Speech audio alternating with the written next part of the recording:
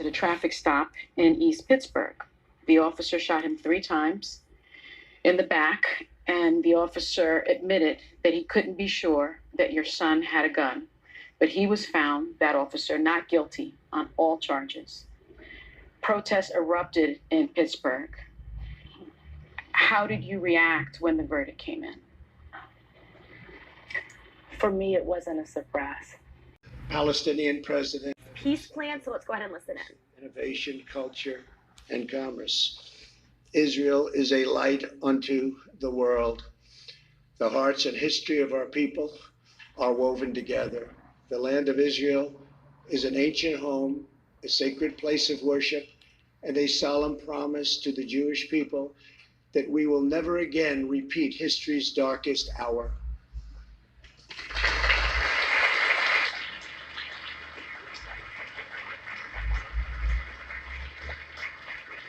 While more tributes are pouring in as fans, admirers, and former teammates came together to mourn the Miami Heat, paying a special tribute to the basketball legend last night at the American Airlines Arena. But back to that chopper crash, investigators are describing the crash site as devastating. They confirmed the pilot was trying to climb above a layer of clouds just before the crash happened. The investigation well underway as the NTSB tries to piece together what went wrong that caused the helicopter to crash, killing NBA legend Kobe Bryant, his 13-year-old daughter Gianna, and 7 others. Weather just one of the factors investigators are looking into. The helicopter left at 9:06 a.m., heading to a basketball tournament at Bryant's Mambas Sports Academy in Thousand Oaks. At around 9:44, witnesses say they heard a helicopter flying very low. Air traffic control couldn't detect the pilot on radar. 2 Echo X-ray, you're still too low level for flight following at this time. Investigators say the helicopter did not have a black box and was not required to have one, but an iPad was found in the wreckage, which they believe was used for weather updates and flight planning and tracking. We haven't obtained the iPad yet. We know there was an iPad with ForeFlight on it. There were other electronics on board that we're looking for in the wreckage. Bryant, a devoted family man, spoke about flying on helicopters as his preferred mode of transportation in a December 2018 interview, saying it allowed him to spend more time with his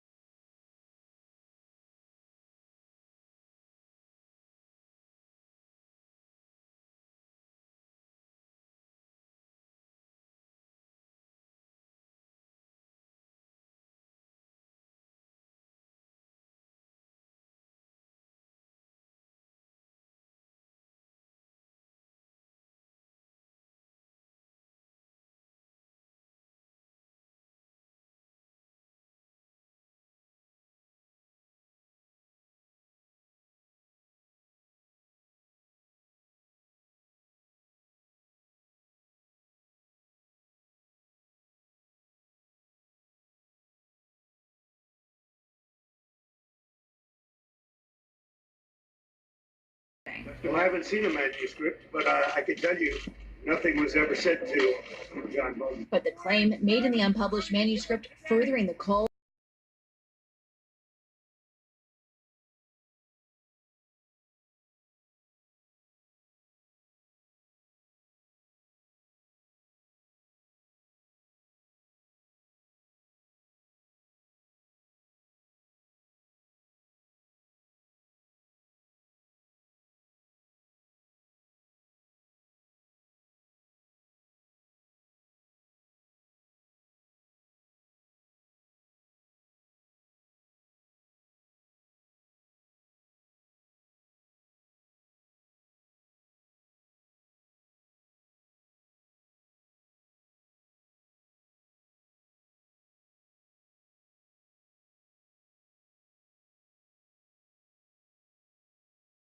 All things or shy away from big problems.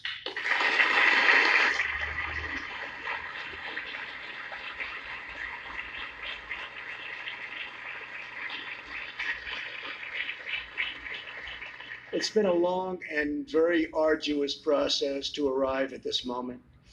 On Sunday, I delivered to Prime Minister Netanyahu my vision for peace, prosperity, and a brighter future for the Israelis and Palestinians.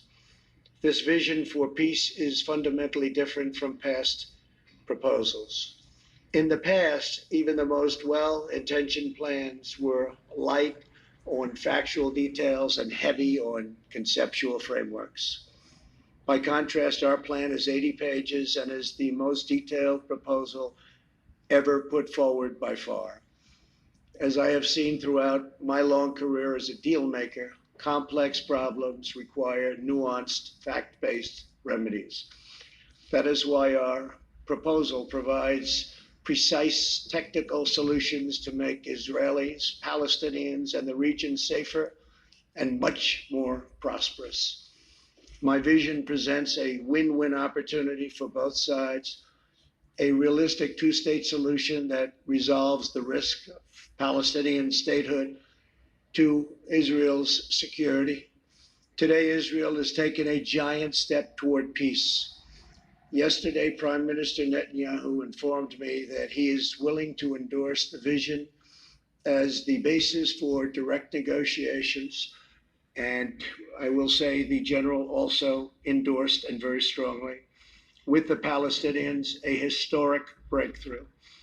And likewise, we have really a situation having to do with a race that is taking place right now. It will end, and we have the support, and it's very important to say this, of both parties and almost all people in Israel. They want peace, and they want peace badly.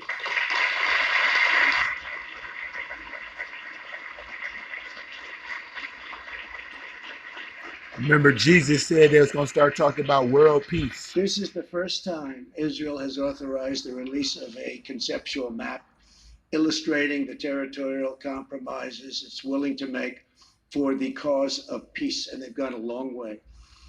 This is an unprecedented and highly significant development. Mr. Prime Minister, thank you for having the courage to take this bold step forward.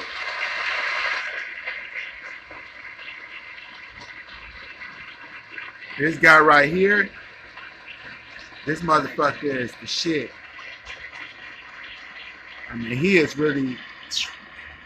like totally in control of Israel.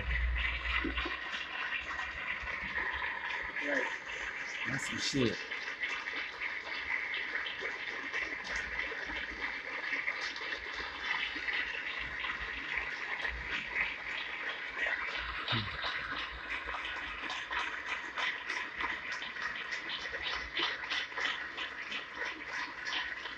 And Bibi, we have a lot of powerful people in this room, a lot of the people that can help make it work. So that's quite a thunderous applause.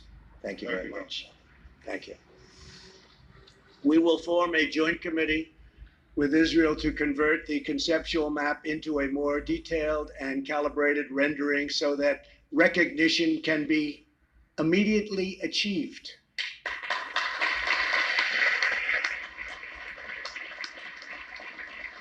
We will also work to create a contiguous territory within the future Palestinian state for when the conditions for statehood are met, including the firm rejection of terrorism.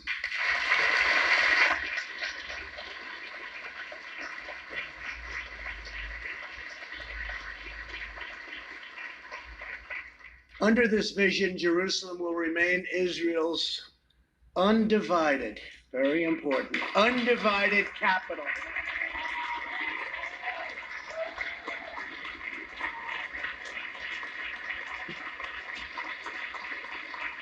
This shit is in the Bible.